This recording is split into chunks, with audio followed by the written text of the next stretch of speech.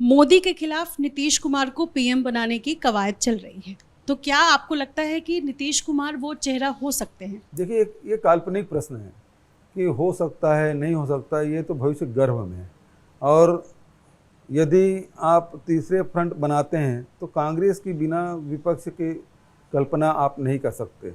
नीतीश कुमार भी जानते हैं और दूसरे जो दल के लोग हैं वो भी इस चीज़ को जानते समझते हैं। पर इसमें तो वो दिल्ली जा रहे हैं, सोनिया जी से मिलेंगे, राहुल जी उनकी एक बार तारीफ कर चुके हैं।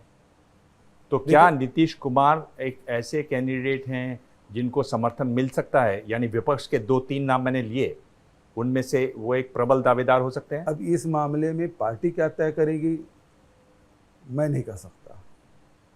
इनके बीच में क्या बात होगी इसके बारे में भी आप लोग मीडिया के माध्यम से जानकारी होगी हमें, तो इसलिए मैं कोई बात अधिकृत रूप से कोई बात नहीं कह पाऊंगा।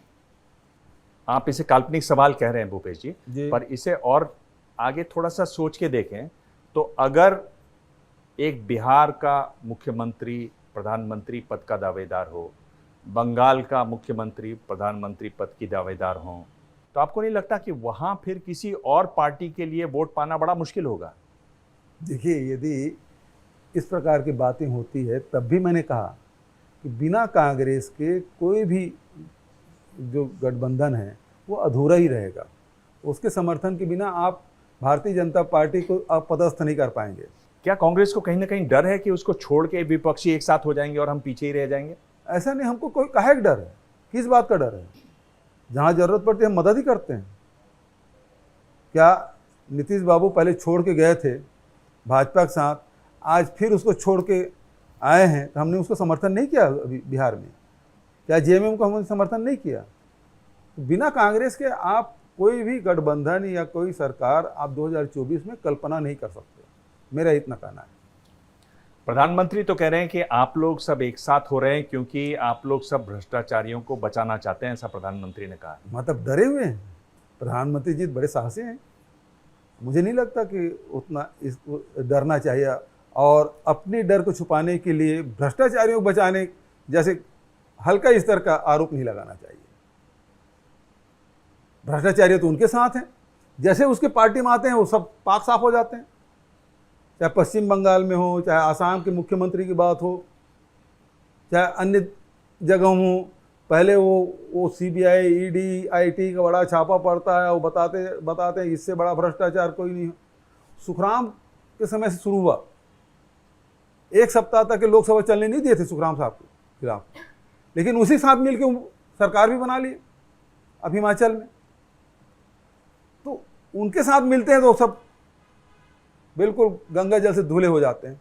आज अनेक उदाहरण है। भूपेश जी, यही तो मैं बोल रहा हूँ, आप क्यों नहीं कोई ऐसी मशीन बनाते क्या कि जो भी आएगा वो साफ हो जाएगा आपके यहाँ पर? ऐसी मशीन की आवश्यकता नहीं है, जो भ्रष्ट है वो भ्रष्ट है।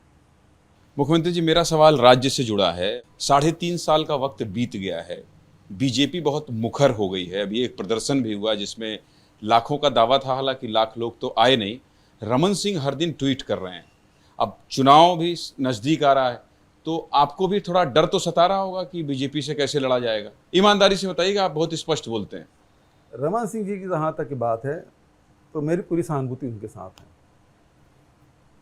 कि बहुत सारे पूर्व मुख्यमंत्रियों को बड़े बड़े स्थान दिए गए, केंद्र में मंत्री बना दिए गए, बड़ी जिम्मेदारी दी गई, इसको भी उपाध्यक्ष बना कर रखे हैं, लेकिन दिल्ली में उसको कोई काम देते नहीं है। बदली हुई रणनीति से थोड़ा डर तो होगा आपको। तिवारी जी, मैं यही कह रहा हूँ कि वो अपने अस्तित्व बचाने की कर रहे हैं और इसलिए वो कुछ भी बयान दिए जा रहे हैं, कुछ भी बयान दिए जा रहा है। उसका कारण ये है कि इसी बहाने में मेरा अस्तित्व बना रहे और पार्टी मुझे नकार मत दे। जिस प्रकार से उसे धकेल रहे हैं तो वो अपने आप को बचाने की कोशिश कर रहा है। ये तो आपका ओवर कॉन्फिडेंस है, आपको लगता है कि इस बार फिर आप 71 या 72 सीट ले आएंगे। मैं ओवर कॉन्फिडेंस कभी रहता नहीं, मैं फील्ड का आदमी हूँ। मैं अभी भी भेंट मुलाकात कार्यक्रम लगातार कर रहा हूँ, एक विधानसभा में 3 जगह जा रहा हूँ, लोगों से मिल रहा हूँ और लोगों के हित में मैं सीधा पूछ रहा हूँ कि हमारी योजनाओं को आपको लाभ मिल रहा है कि नहीं मिल रहा है। जो हम रायपुर में बैठ के या विधानसभा में या मंत्रालय में बैठ के जो योजना कार्यक्रम आपके लिए बना रहे हैं वो मिलता है कि नहीं मिलता है? तो फिर जब मेरे अन्नदाता प्रसन्न है, मेरे आदिवासी भाई प्रसन्न है, मेरी बहनें प्रसन्न हैं, मेरे गरीब साथी मुझसे खुश हैं, तो मुझे आत्मविश्वास क्यों नहीं होगा। जैसे ही घड़ी का काटा दोपहर 2:30 पे आए, बबीता जी का दिल सास बहू साजिश के लिए मचल जाए। और ये है इनकी बहू, पूरे दिन ऑफिस की टेंशन हो जाए गॉन जब ये करें अपना फेवरेट शो फ्री टाइम पे ऑन। इनकी तरह आप भी देखें अपना फेवरेट शो अपने टाइम पर और डाउनलोड कीजिए एबीपी लाइव ऐप अपने स्मार्ट टीवी पर।